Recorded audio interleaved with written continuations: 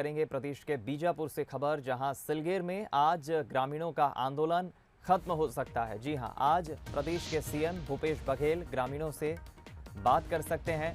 ग्रामीणों के साथ प्रशासन की सकारात्मक चर्चा हुई है। कलेक्टर, एसपी और डीआईजी ने बातचीत की है।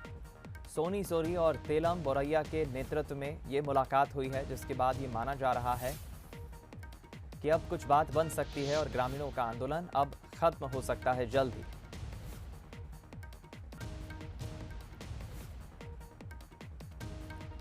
बता दें आपको, पुलिस कैंप लगाने का विरोध यहां पर ग्रामीण कर रहे हैं और ग्रामीणों की अपनी एक नाराजगी है। लगातार ग्रामीण आंदोलन कर रहे हैं।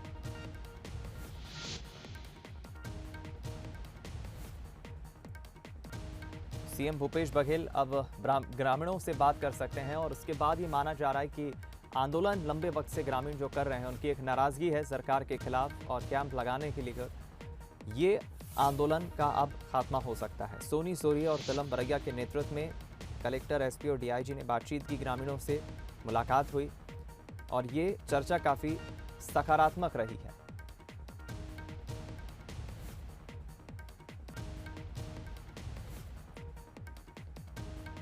लगातार कोशिश यही है सरकार की तरफ से कि ग्रामीणों को किसी भी तरह से मनवा लिया जाए, जो उनकी मांगे हैं उन्हें भी सुना जाए और एक बीच का कोई हल निकाला जाए, कोई तोड़ निकाला जाए, क्योंकि ग्रामीण लगातार खफा हैं, नाराज़ हैं और उनका स्पष्ट कहना है कि कैंप अगर लगेगा कि नाराज़गी अपनी तरफ जायज़ है। प्रशांत कुछ भी काम रुक करेंगे, हमारे संवाददाता फोनलाइन पर जुड़ गए ज़्यादा बातचीत के लिए। प्रशांत, आज सीएम भी बातचीत कर सकते हैं आंदोलनकारी ग्रामीणों से, क्या अपडेट, क्या जानकारी?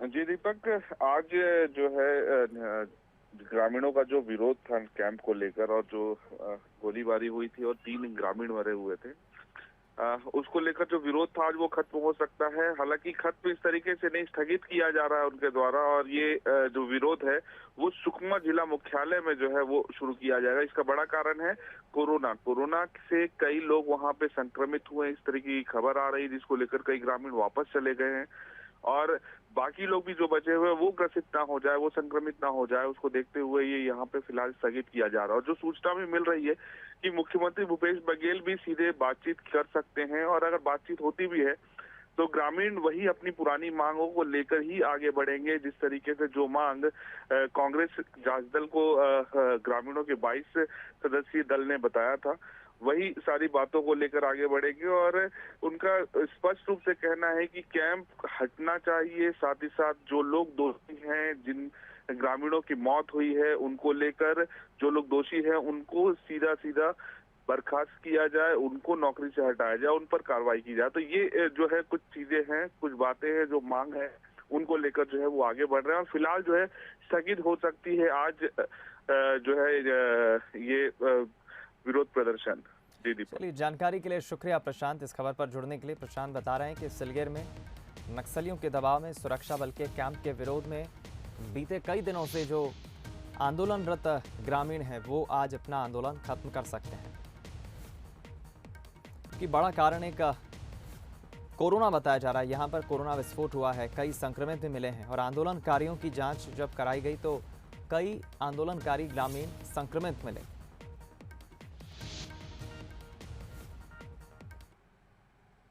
देखिए, ये तो बात हुई छत्तीसगढ़ के मुख्यमंत्री भूपेश बघेल की, जो आज ग्रामीणों से बातचीत करेंगे। और अब रुक करते हैं अगली खबर का। अगली खबर यह है कि सीएम भूपेश बघेल आज करोड़ों की सौगात देंगे। बलौदाबाजार और महासमुंद जिले को करोड़ों की सौगात देंगे। महासमुंद जिले में 565 करोड़ के विकास कार्यों की शुरुआत करेंगे। बलौदाबाजार जिले में 295 करोड़ रुपए के विकास कार्यों की शुरुआत सीएम भूपेश बघेल करेंगे। इससे पहले कल दुर्ग वासियों को भी एक सौगात दी थी मुख्यमंत्री भूपेश बघेल ने और आज एक बार पुनः सीएम भूपेश बघेल करोड़ों की सौगात देंगे।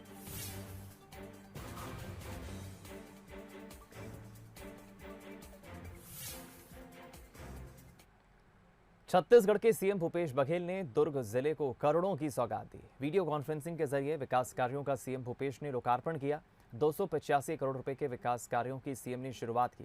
30 विकास कार्यों का भूमि पूजन किया और 27 कार्यों का लोकार्पण किया। सड़क, जल जीवन मिशन, स्वास्थ्य, शिक्षा, बिजली सहित अधोसंरचना से जुड़े बुनियादी कार्य इसमें शामिल हैं। बीआईटी के ऑडिटोरियम में कार्यक्रम का आयोजन हुआ, जहां हितग्राहियों को सरकार की योजनाओं का लाभ दिया गया।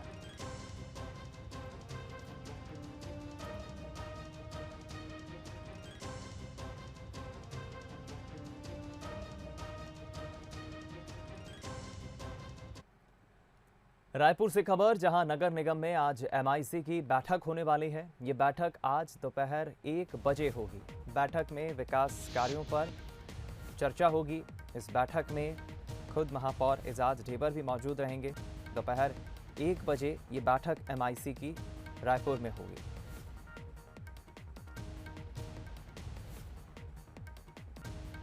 इसमें अलग अलग एजेंडों पर चर्चा होगी एमआईसी की इस बैठक में, और विकास कार्यों को लेकर इसमें चर्चा होगी।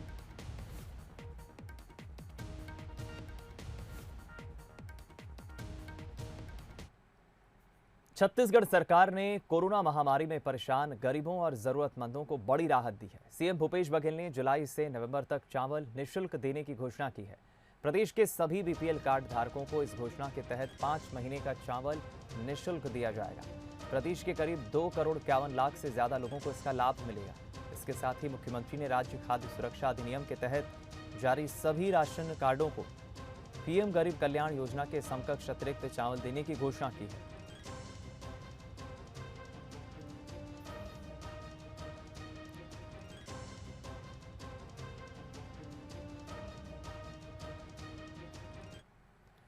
भारतीय नौसेना में वाइस एडमिरल बने श्री कुमार नायर भिलाई में पले बड़े हैं। श्री कुमार नायर, बता दें आपको, श्री कुमार के माता पिता बीएसपी में कर्मचारी थे। सेक्टर 10 बीएसपी स्कूल से 1981 बैच के स्टूडेंट रहे हैं श्री कुमार। श्री कुमार नायर को नौसेना में वाइस एडमिरल के पद पर पदोन्नत किया गया है। सीएम भूपेश बघेल ने ट्वीट करते हुए उन्हें बधाई दी है। कहा है कि देश के इस गौरव ने हम छत्तीसगढ़ वासियों का मान बढ़ाया। खूब बधाई, आपके उज्जवल भविष्य की कामना करता हूं।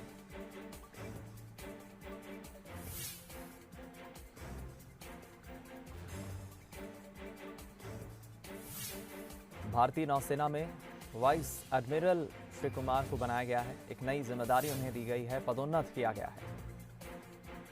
छत्तीसगढ़ के भिलाई में पले बड़े हैं श्री कुमार, और बीएसपी में उनके माता पिता कर्मचारी थे। पदोन्नत होने पर सीएम भूपेश बघेल ने उन्हें ट्वीट करते हुए बधाई देते हुए उनके उज्जवल भविष्य की कामना की है।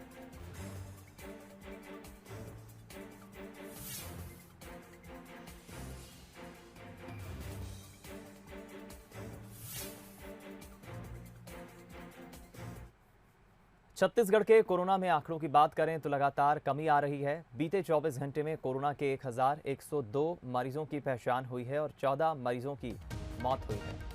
2307 मरीज ठीक हुए हैं, डिस्चार्ज हुए हैं। साथ ही रायपुर से 77, जशपुर से 81, सुकमा से 65 मरीजों की पहचान हुई है। इस वक्त छत्तीसगढ़ में 19,471 एक्टिव केस बने हुए हैं। कोरोना ग्राफ नीचे की ओर जा रहा है। प्रदेश में कोरोना के आंकड़ों में कमी आ रही है।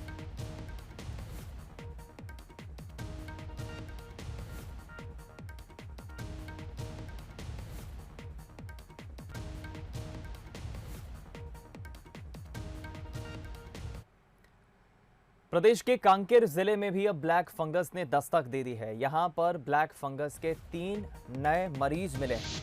तीनों मरीजों को रायपुर रेफर किया गया है उपचार के लिए। प्रदेश के चारामा, भानु प्रतापपुर, पखांजूर में ये नए मरीज मिले हैं।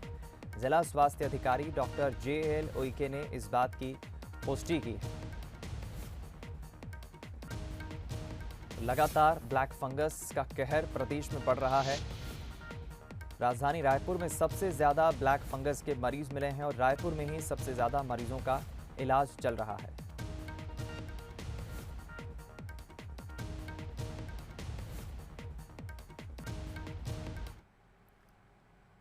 कोरोना के बाद ब्लैक फंगस का खतरा लगातार बढ़ रहा है। छत्तीसगढ़ के बस्तर में ब्लैक फंगस ने लोगों की चिंता बढ़ा रखी है। दरअसल इसके इलाज में जो दवाइयां उपयोग में आनी हैं वो अब तक बस्तर नहीं पहुंची है। हालांकि यहां स्वास्थ्य व्यवस्थाओं का जायजा लिया गया तो सुविधाएं बेहतर मिली। ब्लैक फंगस को देखते हुए अस्पतालों में प्रशासन ने अलग से वार्ड तैयार किए हैं, जिनमें स्वास्थ्य कर्मियों की ड्यूटी भी लगा दी गई है। लेकिन बिना दवाइयों के पूरी व्यवस्था होने के बावजूद इसका इलाज कैसे हो पाएगा, इसे लेकर बस्तर वासियों की चिंता लगातार बढ़ती जा रही है। राज्य शासन के निर्देशानुसार बस्तर में जो डेडिकेटेड कोविड हॉस्पिटल है मेडिकल कॉलेज डिमरापाल में, उसमें ब्लैक फंगस को लेकर के हमने सेपरेट 30 बेड का वार्ड बनाया है। ENT स्पेशलिस्ट की वहाँ पर राउंड द क्लॉक ड्यूटी भी लगी है और साथ में स्वैब वगैरह कलेक्ट करके वहाँ पर टेस्टिंग के उपकरण भी उपलब्ध हैं। दवाई के लिए और संसाधन के लिए हमने ऑर्डर्स भी प्लेस कर दिए हैं, जल्दी वो भी हमें प्राप्त हो जाएंगे। तो बस्तर ज़िले में घबराने की ज़रूरत नहीं है। पोस्ट कोविड यदि किसी को भी किसी प्रकार का कोई सिम्टम दिखता है या लगता है कि ब्लैक फंगस उनको हो सकता है तो तत्काल डिमरापाल कॉलेज में आप जा सकते हैं और वहाँ पर इलाज की पूरी सुविधा है।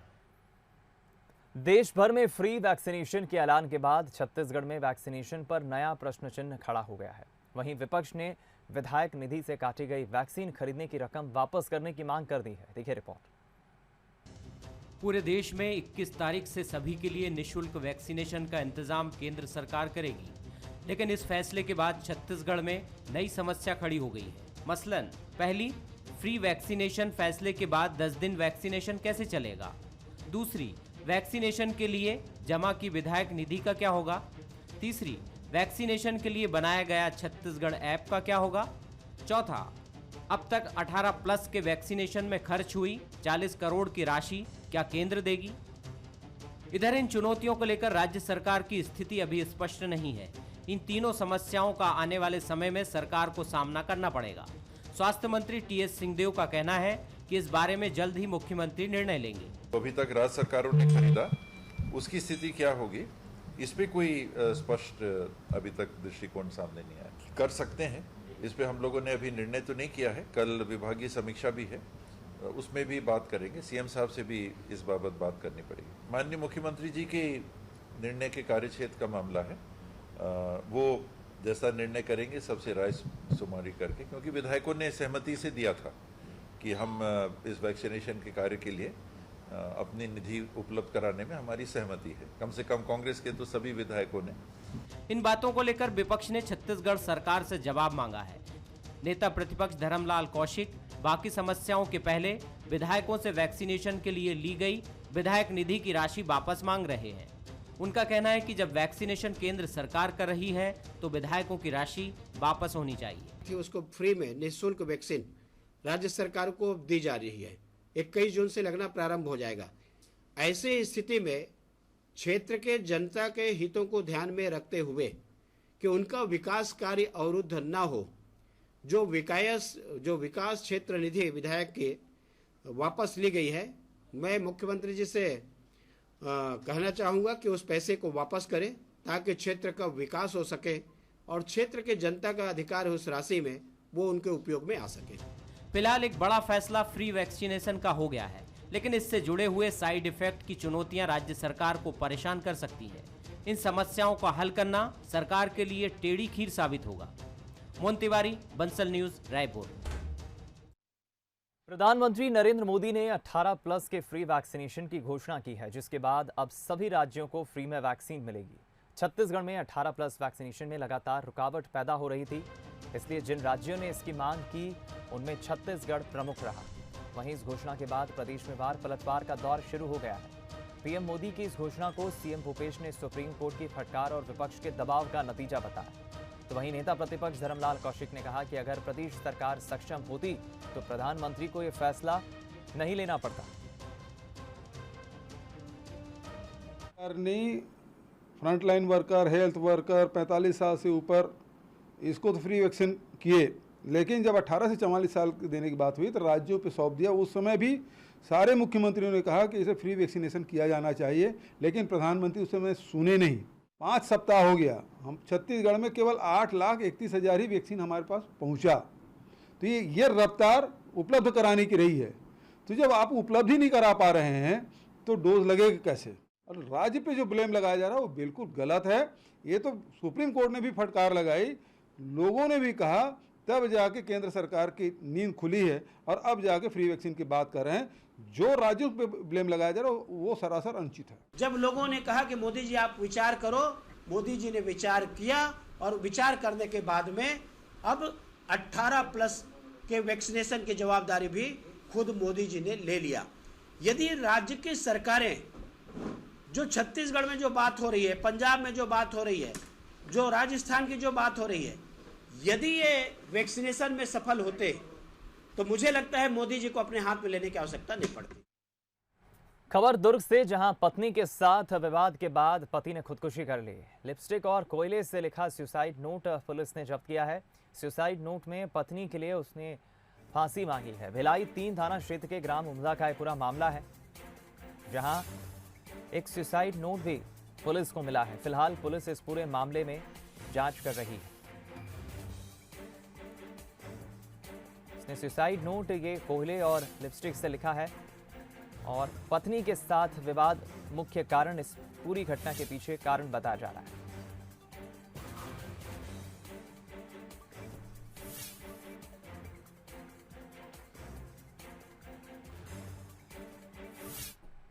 इधर दुर्ग में गंदे पानी का मामला अब दिल्ली पहुंच चुका है। भिलाई से विधायक देवेंद्र यादव ने सेल चेयरमैन सोमा मंडल से मुलाकात की है। भिलाई टाउनशिप की वर्तमान स्थिति से उन्हें अवगत करा है। भिलाई विधायक ने मांगों को लेकर ज्ञापन सौंपा है और जल्द ही गंदा पानी सप्लाई से निजात दिलाने की उन्होंने मांग की है।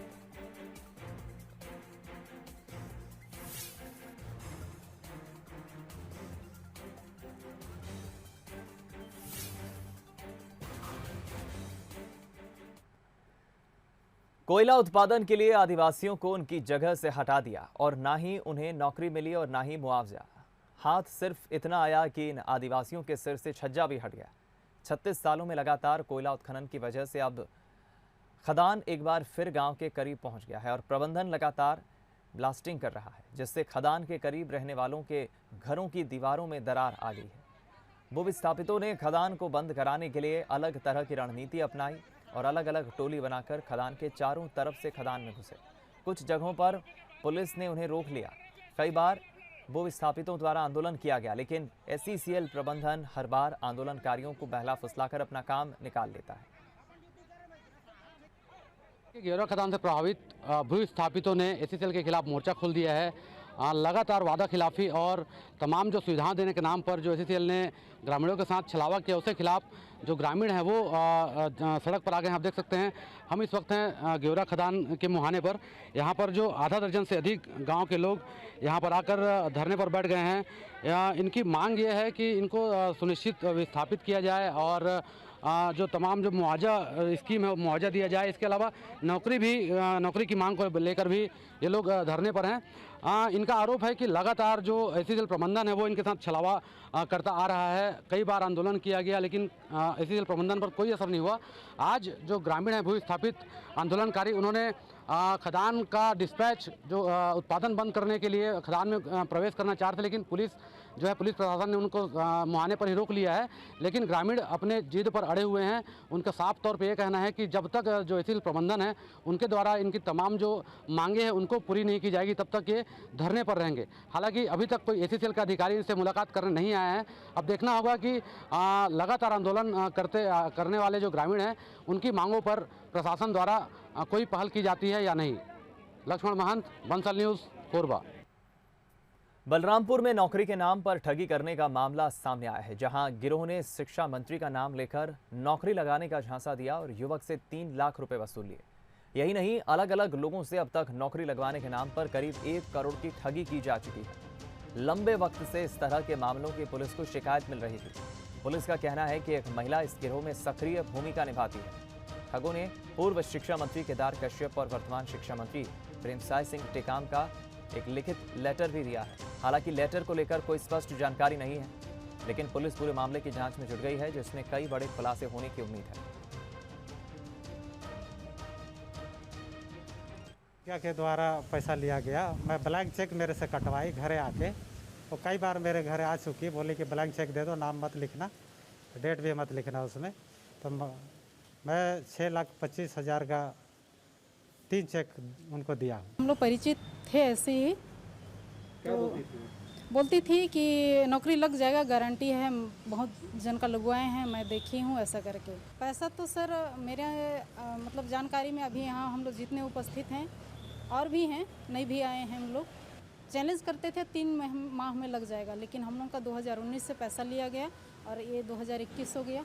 8 लोगों का हमने कथन लेखबद्ध किया है, जिसमें करीब 15 लाख के से ऊपर की राशि मामला जो है बनता दिखता है। और भी इसमें और भी लोग हैं जो पीड़ित रहे हैं, जिनका भी कथन लिया जा रहा है और आज केस रजिस्टर्ड करके अग्रिम कार्रवाई की जाएगी। राजनांदगांव में मिनी बस ऑपरेटर संघ ने कलेक्टर के नाम ज्ञापन सौंपा, साथ ही कलेक्टर के सामने अपनी समस्याएं भी रखी। मिनी बस ऑपरेटर संघ का कहना है कि उनकी मांगें नहीं मानी गई तो वो बसों का संचालन नहीं करेंगे। ज्ञापन में कहा गया है कि पेट्रोल डीजल के बढ़ते दामों को देखते हुए किराया भी बढ़ाया जाए और टैक्स को भी कम किया जाए।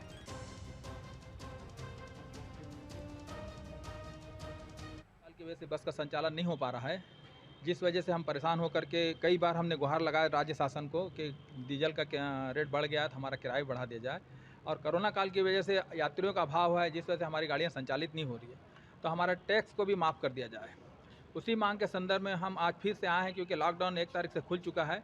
बसों का संचालन करने के लिए हमें हरी झंडी मिल गई है, उसके बावजूद भी हम मजबूर होकर के अपनी बसों का संचालन नहीं कर रहे हैं। रायगढ़ शहर में अस्पतालों से निकलने वाले कचरे के निपटान के लिए पर्यावरण संरक्षण मंडल ने डिस्पोजेबल प्लांट लगाने के निर्देश दिए थे। शहर की घनी आबादी में स्थित ट्रेंचिंग ग्राउंड को डेंजर जोन बताते हुए तत्काल हटाने को भी निर्देशित किया था, लेकिन 2 साल में ये योजना 1 इंच भी आगे नहीं बढ़ पाई है। 2015 के एनजीटी के आदेश के बाद हर जिले स्तर पर जो मेडिकल कचरा है उसके निस्तारण के आदेश हुए थे और उसमें एक वैज्ञानिक तरीके से वो निस्तारण किया जाना था। परंतु अभी तक अगर रायगढ़ जिले में देखें कि जो टिहरी रामपुर है वहाँ मेडिकल जो वेस्ट है वो केलो नदी के किनारे सीधा फेंका जा रहा है और जिसकी वजह से अब बरसात के दिनों में वो मेडिकल जो कचरा है वो बह के केलो नदी में आएगा। लगनी जल्दी थी, लेकिन कुछ कारणों से नहीं लग पाया, क्योंकि इसमें पहला टेंडर किया गया था, वो निराश करके दूसरा टेंडर किया गया और इसको MIC से स्वीकृति देकर परिषद में किया जाएगा, क्योंकि ये 2 करोड़ से ऊपर का है। तो इस मशीन को लगने में थोड़ा लेट लग रहा है, लेकिन बहुत ज़रूरी है ये लगना कचरा निपटान के लिए। जल्द ही परिषद करके इसका मशीन को लगाया जाएगा ताकि आम जनता को प्रदूषण से भी और कचरा मुक्त करना। अगर कोई आपसे कहे कि आप अपने मोबाइल से पर्यावरण संरक्षण कर सकते हैं तो आपको यकीन नहीं होगा, लेकिन अब आपको उन लोगों से मिला रहे हैं जिन्होंने ऐसा ऐप तैयार किया है जिससे आप अपने घर से निकलने वाले कार्बन का पता लगा सकते हैं। कैसी है, देखिए रिपोर्ट। हाथ में लैपटॉप और मोबाइल लेकर खड़े ये लोग, अपने लैपटॉप में वीडियो दिखाता ये शख्स कोई प्रमोशन नहीं कर रहा है, बल्कि ये आपको पर्यावरण संरक्षण करने की सलाह दे रहे हैं। कैसे कम कार्बन डाइऑक्साइड का उत्सर्जन हो सकता है ये बात बता रहे हैं। अब आप सोच रहे होंगे कि लैपटॉप और मोबाइल के जरिए पर्यावरण संरक्षण कैसे हो सकता है, तो ये आधुनिक भारत है जहां सब कुछ टेक्नोलॉजी से चलता है। दरअसल ये लोग बिलासपुर की नेचर टीम के सदस्य हैं, जिन्होंने एक मोबाइल ऐप तैयार किया है जिससे वातावरण में बढ़ती कार्बन की मात्रा को कम किया जा सकता है। हम लोगों को ये समझाना चाहते हैं कि आज जो छात्र वर्ग और युवा वर्ग खासकर डेटा और मोबाइल जो चला रहे हैं उससे वो पर्यावरण की कितनी हानि कर रहे हैं उनको ये पता रहे, जिससे कि वो उबर सके और हमारे पर्यावरण को भी रक्षा कर सके। नेचर टीम के सदस्यों ने सबसे पहले तो इको क्लब बनाया, जिसमें ग्रुप के सदस्यों ने रिसर्च कर ये ऐप तैयार किया। हमने इस ऐप को डिज़ाइन किया है जो कि हमने हिंदी और अंग्रेजी दोनों में बनाया है ताकि लोग इसे अपने भाषा के अनुसार इस्तेमाल कर सकें। और हमने इसे इतना सिंपल बनाया है कि आपको बस अपने घर में जो उपकरण है उसको आपको चुनना है और कितने घंटे आप दिन में उसे बंद करके बिजली का बचत करना चाहते हो, कार्बन एमिशन में कमी लाना चाहते हो, वो आपको सिलेक्ट करना है। जैसे ही आप ये 2 कार्य करेंगे आपको एक वो वैल्यू दे देगा कि इतना कार्बन एमिशन आप एक दिन में या जितने भी दिन में आप चाहते हैं उतना बचा पाएंगे। इको ग्रुप के 6,750 सदस्यों के जरिए अब तक 13 लाख लोग इस ऐप से जुड़ चुके हैं और इन सभी लोगों ने विश्व पृथ्वी दिवस पर इस ऐप के जरिए करीब 2 घंटे तक सारे विद्युत उपकरण बंद किए, जिससे इन लोगों ने 89,361 किलो कार्बन को प्रकृति में मिलने से बचाया। इस सफल प्रयोग के लिए केंद्र सरकार और अर्थ डे नेटवर्क इंडिया प्रतियोगिता में इको क्लब के सदस्य पानू को राष्ट्रीय स्तर पर पहला स्थान भी मिला। अभी तक हमारे साथ 6,750 इको क्लब से 13 लाख विद्यार्थी जो है इस ऐप के माध्यम से जुड़ चुके हैं। वर्ल्ड अर्थ डे के दिन हमने 2 घंटे जो इलेक्ट्रिकल अप्लायंसेस है उसे ऑफ करके सभी बच्चों के साथ मिल करके 89,361 किलो कार्बन हमारे पर्यावरण में उत्सर्जित होने से रोका। हमारे ऐप में एक बहुत ही सरल हमने एक्टिविटी शामिल की ताकि लोग इसे इजीली अडॉप्ट कर सके। जैसे हम अगर ग्रुप में कहीं बाहर जा रहे हैं तो हम कारपूल अडॉप्ट कर सकते हैं, पब्लिक व्हीकल अडॉप्ट कर सकते हैं, ना कि पर्सनल व्हीकल, उसमें कार्बन एमिशन ज़्यादा बढ़ सकता है। साथ ही साथ हम अपने मोबाइल डेटा को ज़्यादा समय के लिए ऑन ना करके, जब तक हम यूज़ करें तभी ऑन करके और बाकी समय हम बंद रखें। कोरोना महामारी में ऑक्सीजन के लिए मची होड़ की तस्वीरें हम भूले नहीं हैं, बल्कि इससे अब हमें सबक लेकर ऑक्सीजन को बचाना चाहिए। इको ग्रीन क्लब का ये प्रयास पर्यावरण संरक्षण की दिशा में महत्वपूर्ण कदम है। ऐसे युवाओं की सोच को हम सलाम करते हैं। उमेश मौर्य, बंसल।